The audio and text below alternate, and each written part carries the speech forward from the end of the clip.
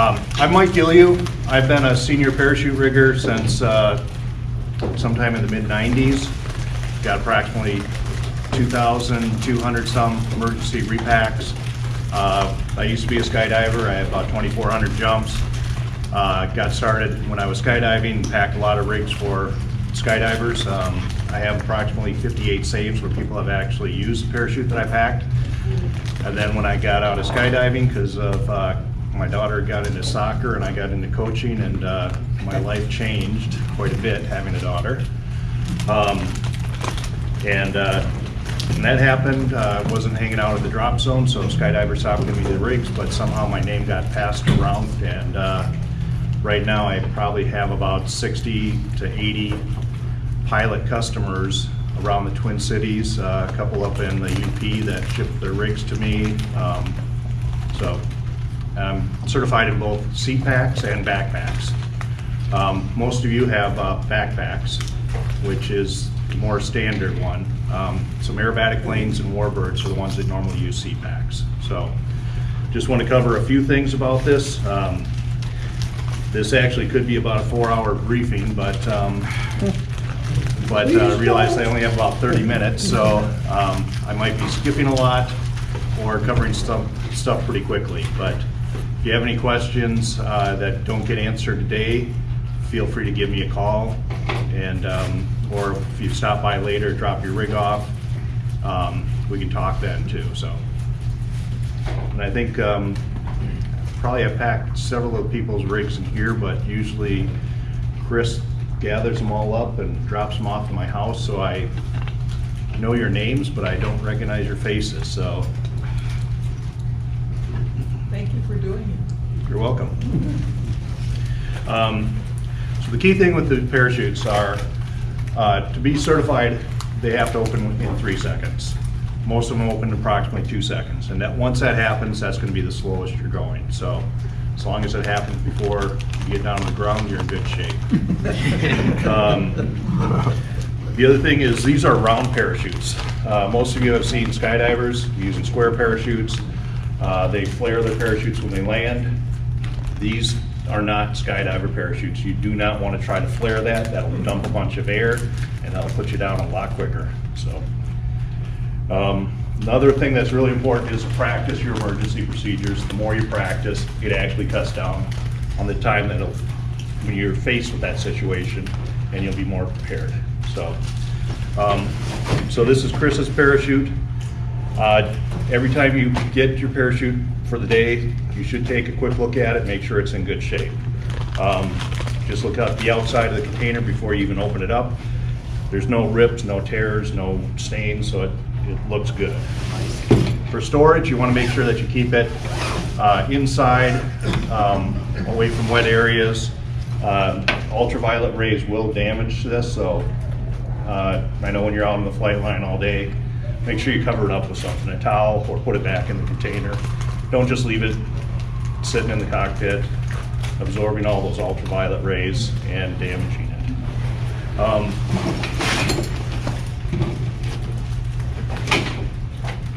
So for the actual parachute, there are quite a few different styles out there, but they all have some similarities.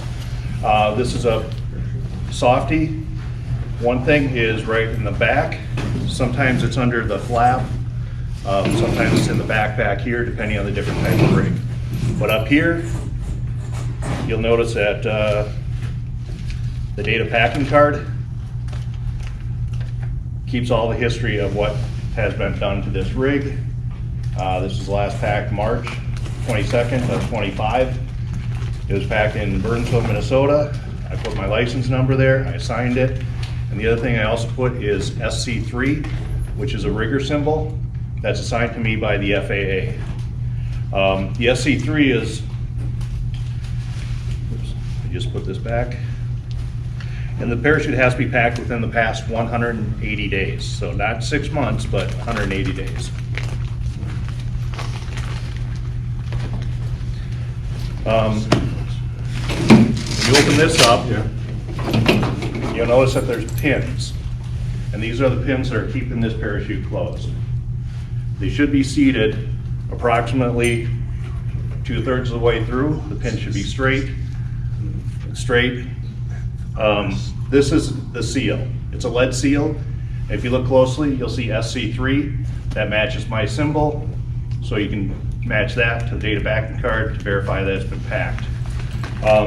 If this seal is broken, you can't really ensure that it hasn't been opened. So the seal is to make sure that it has been sealed. It's sealed and no one has tampered with it since it was closed. And these are actually lead, so you want to be careful with those.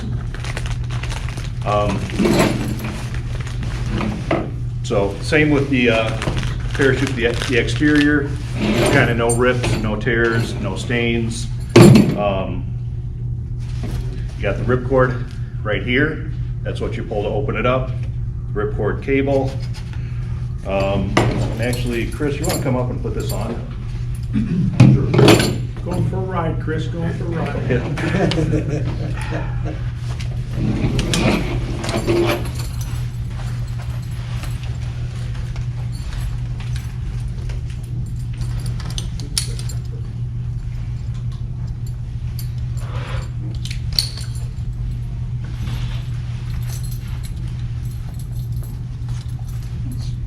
Tuck under.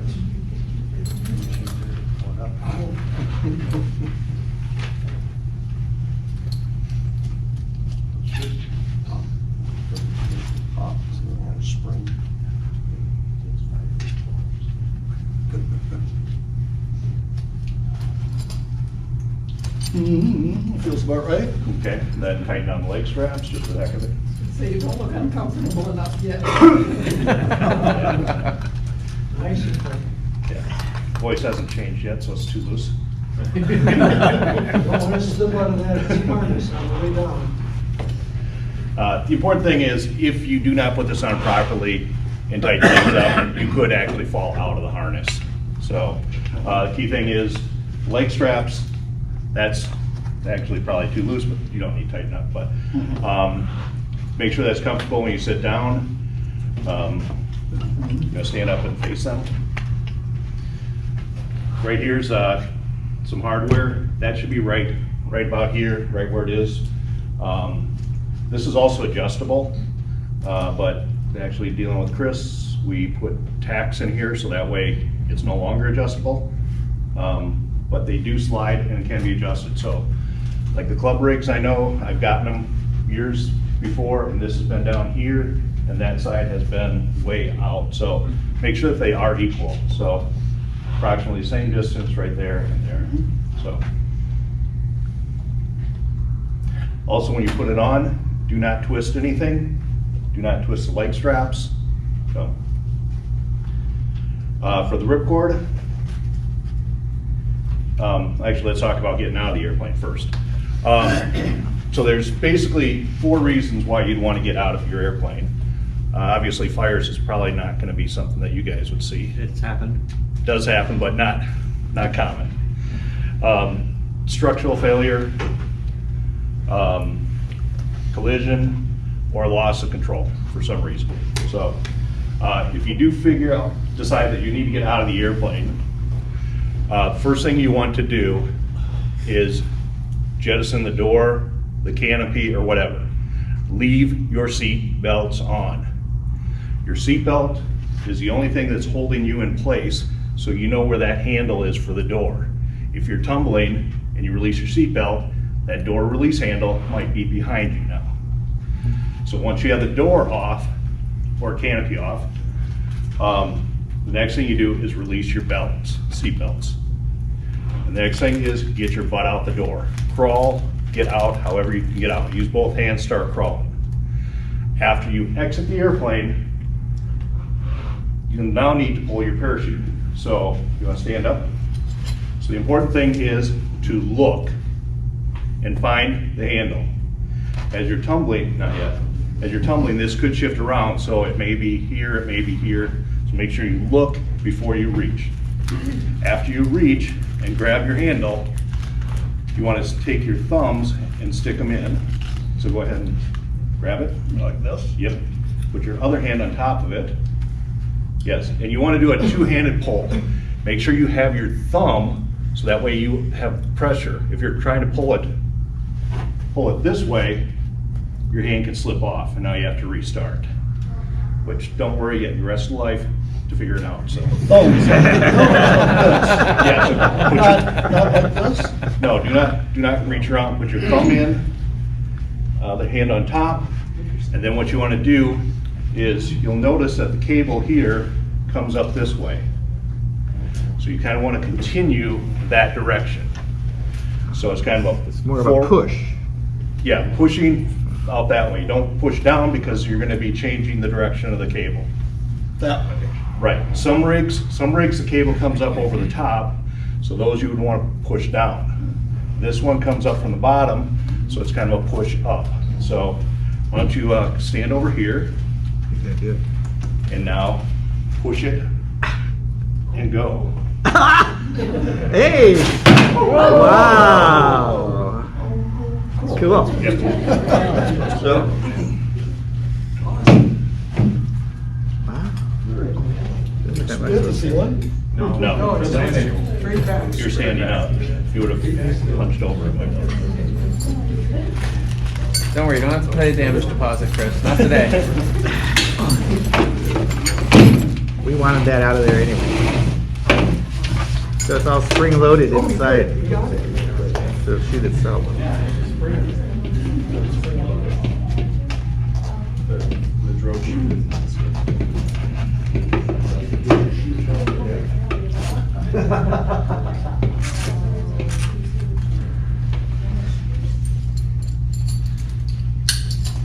Chris, how far did your hand go? Chris, Probably can see that. I just want to ask, how far did your arm go before? Oh, I don't know, it seemed like a foot maybe. Yeah, it doesn't. I mean, basically, it goes from here to about here, so it's, It just has to pull it half an inch. 6 1 inch and inches. it's done. well, you gotta Just to take clear the the shoe slab. open.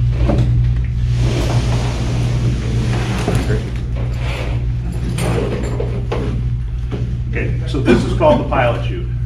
And basically, it springs out, it catches air, inflates, and it kind of acts as an anchor, and you fall away from it. So it's not like the movies where you see the parachute just shoot all the way up.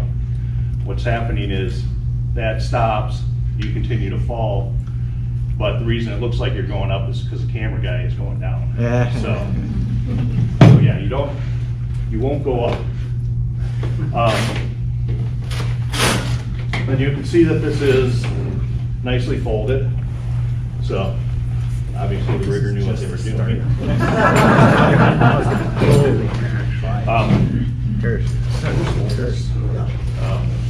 So as the pilot chute, as you fall away, the parachute will then start to come out.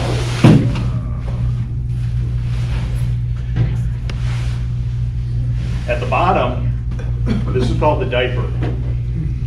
And the diaper, it's rubber banded. And hold this, and now it keeps going. All the rubber bands start to come out. Cool.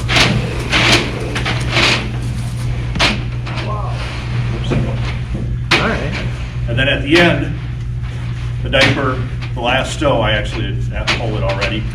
At this point, you'll notice the lines are all straight. This is when the bottom starts to open and catch air and inflate. Wow. And that all happens in 2 seconds. 2 to 3 seconds. So, down at this end, you'll notice there's yellow toggles. This is what you pull to steer the parachute. It actually has a little bit of a safety tie right here just to keep it in place. So all you do is reach up, pull that, you break the safety stow, and now you pull. This is attached to the back of the parachute, and it just pulls down. If you want to turn right, you pull the right side down, and what happens is then air gets dumped out the left side. So the right side slows down, the left side speeds up, and that's how you turn.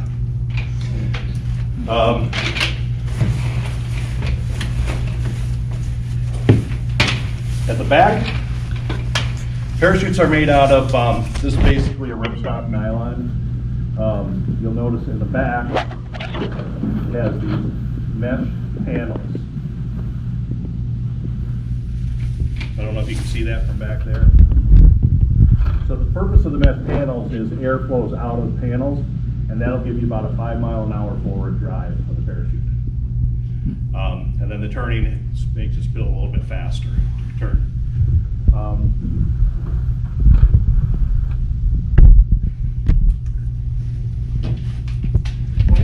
Yes. Can the turn stop by doing something with the yellow handle? Let go. The turning stops Yeah, so, when you go back up. okay. So then you automatically stop.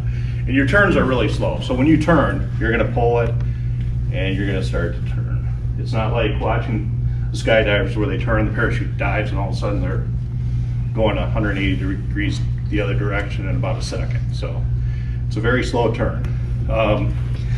After the parachute's open, next thing you need to start thinking about is, what do I do now? Pick out a landing area with 5-mile-an-hour forward drive. You could actually be going backwards. If the wind is 10 miles an hour, you're going to be backing up 5 miles an hour, so your landing spot is back there. Similar to an airplane, you want to face into the wind when you land. You want to avoid hazards. Obviously, power lines is a big one. Issue with power lines, they're hard to see sometimes, but they're also by roads. So I would avoid landing next to a highway, because now you're going to potentially be dealing with the roads. Some other hazards are trees. If you can't avoid the trees, you got to prepare for a tree landing. The key thing is keep your feet and knees together, and then release the toggles, because at that point they don't do any good if you're not, since you've already tried to steer away and you can't do it. Cover your face and bring your elbows in, just like this. And what that's going to do is going to protect you as you smack into the branches. You want to stay in that position until you stop. So don't try to start grabbing branches to slow yourself down. Once you're stopped, it really depends on the situation. If you're close to the airport and there's people that are coming to help you, sometimes it's better just to wait. If you're out in the middle of nowhere, no one knows you're there, you might want to try to climb down, but make sure you grab branches and climb to the main trunk before you're still in a bad situation. And depending on the scenario, you gotta have to figure out what to do then. But cell phone reception's better in the tree anyway, right? Yeah, if that's in your flight suit. Instead of the glider that is 2 miles that way. Hey, Mike, Yes. let's assume it's still there. You're at 1,000 feet. How far forward can you anticipate you will go? Depends on the wind. Well, no, let's Or- assume it's still there. I'm just trying or to still there. get an idea of what the L, in effect, the L over D is. Get the hell out of the I don't know how fast I'm going. You've got about a 5-mile-an-hour forward drive, so your landing is probably gonna be about 45 degrees in front of you. What's your vertical speed? That's helpful, thank you. Approximately 16 feet per minute, or 16 feet per second. So what does that feel like in an everyday world landing? What does that mean? Like jumping off Jumping the off about- third floor window, or No, you'd be About dead. 5 to 8 foot, 5 to 8 foot? yeah. So it's solid, but, You yeah. don't do it every day. No, I don't. Don't lock your knees. Don't Third- lock your knees, right. Yeah. Third type of hazard, I'll get to landings after I talk about the water, but the water is a third type of hazard that you could potentially get into. Key thing with water is do not get out of your harness. Don't look down and think, oh, I'm only 15 feet, I'm gonna get out. Depth perception can be really screwed up, and you may be a lot higher than you think. But prepare for a water landing. If you have a flotation device, inflate that before you land. Sometimes you just pull with a little cartridge. Sometimes you have to blow them up, do whatever. Face in the wind. To get ready for the landing, you can also loosen your leg straps. Just loosen them up a little bit by each, but do not release them. Chest strap, that's the one thing that you could probably take off before you hit the water. Then once you hit the water, you're facing into the wind, parachute will go backwards, you should swim away from it. Do not try to recover your parachute. You'll just probably get entangled and it's get dragged, so not a good situation. Get away from it and leave it. So assuming that you avoided the power lines, the trees, the water, now you're going to be landing in an open area.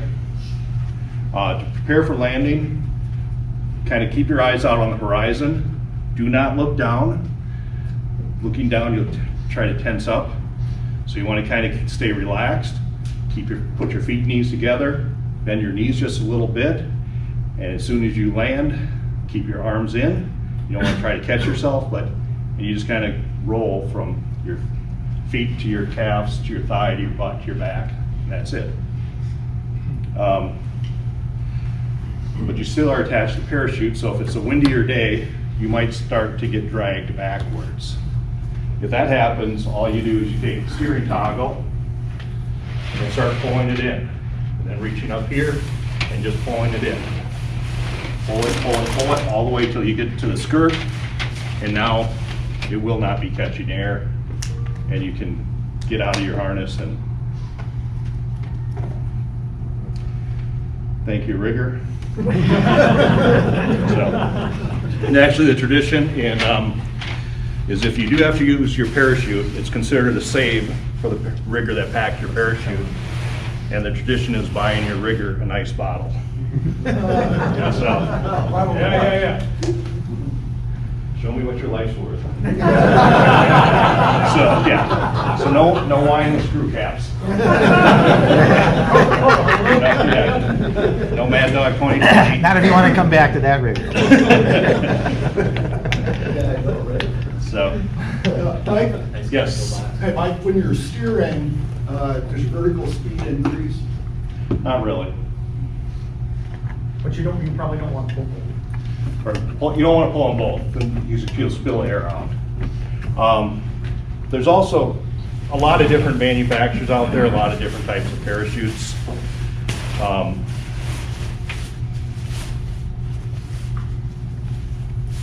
On the parachute, which anyone who has had a parachute packed by me has probably gotten an email or a text link, which includes pictures of your parachute and the different components. On the back of the parachute is the warning label or data label. This has information, includes serial number, data manufacturer. This parachute maximum deployment speed 150 knots. Maximum gross weight is 220. So that includes your shoes, your everything else, unless you are flying that buff today. But so add about 15-20 pounds to your natural weight to get to your maximum weight. That 220, does that include the weight of the chute and all that? Yes. Okay, so Yeah. including the chute, truly Yes. gross weight. This is what this can be suspended by this. So some parachutes will actually, Butler makes a high-speed parachute, which is rated for 170 knots, and they have a higher weight limit. So if you're kind of in my shape, or I see a few others that are probably in my category, that this would be a little bit of a nervous thing to jump. So,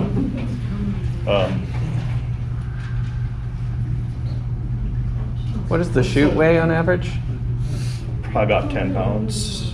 Including all of Yeah. it, all in 10 I noticed pounds. there's no spoiler on it. Is there a staging mechanism to inflate the canopy? The staging, the diaper. So the lines, so the lines are completely straight. Right. Then once the last release, that's when the canopy opens. So there is no, Okay, so you don't have a no slider or slider. anything like that. Right. Okay.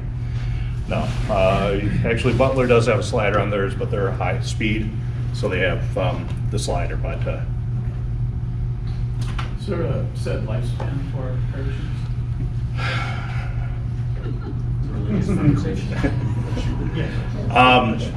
that is kind of a tricky question.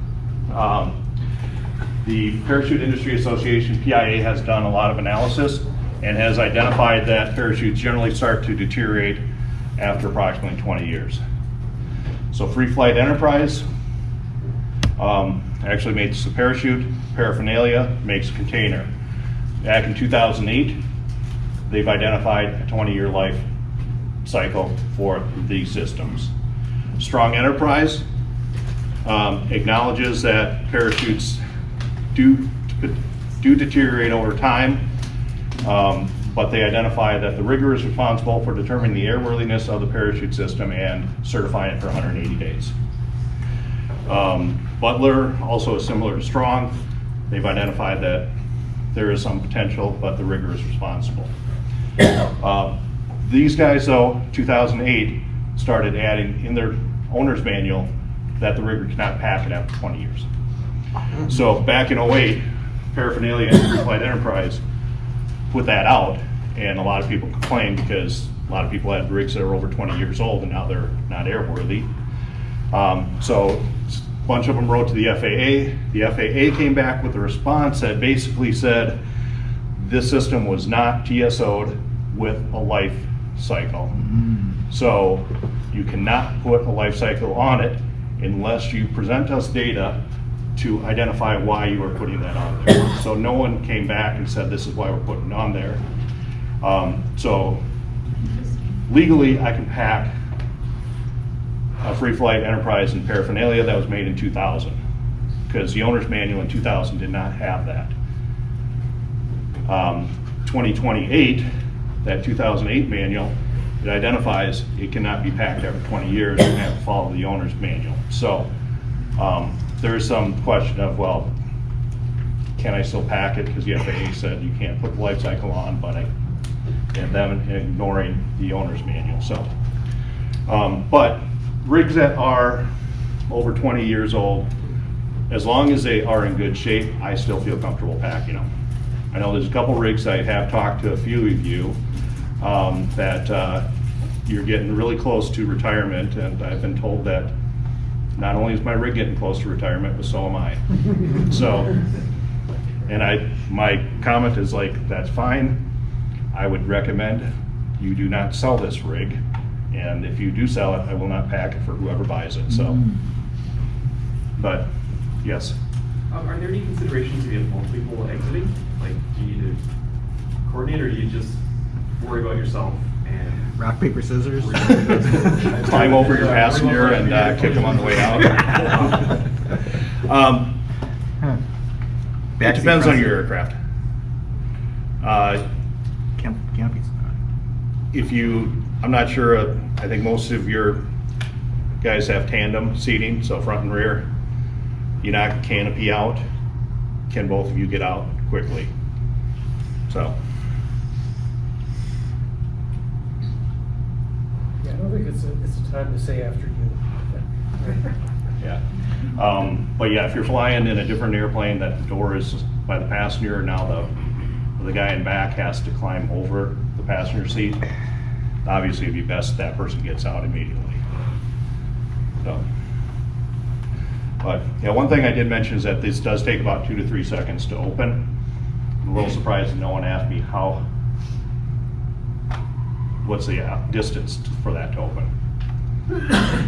And the problem with that is it depends. If you're flying level and you open it up, you're not going to be going very far in 2 to 3 seconds. If your plane is in a dive and you're going straight down and you're already going 500 some feet a second, that 2 to 3 seconds, it's going to take a lot longer for that parachute to open. So. How long does it take to pack? To do your job? Packing it probably takes, this one I could probably pack in about 15 minutes. Oh. But I also inspect it, go through the whole parachute, make sure that all the seams look good, everything looks good. So it's probably about 45-minute full job. Some of the Strong parachutes, which have the pop top, those are a little bit more challenging, so that probably takes about an hour. A Butler takes about an hour. So also, this time of year, it'll take me a little bit longer. 2 months from now, after I pack about 50 of these, I'll probably 5 minutes. So it's I always lose proficiency over the winter, then all of a sudden I come back and it's like, the first couple, it's like, gosh, why am I doing this again? And then after a while, it's Because you're not saving bad. lives. Yeah. It's been a while since I've saved a life. One weird thing is I've never had a pilot save, so all my saves have been skydivers. Clearly, someone here needs to volunteer to Yeah, help so, you. anybody, volunteers? Yes. Yeah, so you just mentioned if you're gonna dive 500 foot per minute, you pull the chute, now you're going about 16 foot per minute. Obviously, that's a massive force on the body. What's important to know about that, like that rapid change in acceleration? Tight leg straps. But for skydivers, skydivers are going about 120 miles an hour. They pull their parachute, and they're going from 120 to almost 0 in about 2 to 3 seconds. Ooh. So it's really not that bad, as long as you have nice tight leg straps, because you really don't want stuff to shift around. But it's basically, you're just going from this position to this position. So your spine actually gets compressed a little bit, so. To add on to that, when ejecting in a nosedive, is there any sort of concern of being hit by the canopy that you just blew off or being hit by the vertical stabilizer? Canopy, I would say no. Vertical stabilizer might be. That's a better option though than staying in the plane. So it's not yet. So, but they're actually, tail strikes are very rare, so. Is there any, can you tell us what happens if you jump out of a spinning aircraft? How do you do that to make sure the aircraft doesn't come down on top of you after you shoot, you know? After you leave the airplane, you have no control over it. So yeah, it's not a lot you can do. You're kind of just stuck in that situation, so. But It's 5 miles an hour. Not yet. Not yet, but that's after the parachute opens, but the plane is gonna come down. Hopefully you get some separation. So, Your glider has more performance than you, I'm betting. yeah, at that point, true, your glider will have, Yeah, well, that's the problem. It's gonna be ahead of you. The chute will open and then the glider will. No, it's gonna be Other ahead of way. you. It'll be faster than you, going down. It'll be ahead of you, right? what'll probably happen is you'll get out, you'll drop straight down, Yeah. and the glider will probably continue to glide a little bit. Okay. Even if it's missing a wing, it still will Okay. have some sort of glide. They generally just don't fall straight down. Okay. Good to know. Thank you. So yeah, but it is, after you get out though, it's better than being in the airplane, but you are really subject to weird things. Actually, I'm aware of someone that ejected from an F-16 and they landed in the fireball. Ooh. So. That was back in about 1998, I think. So, but your best option is to get out usually, so. It's really the freak accidents that could potentially happen, but. Thank you. Yeah, thank you.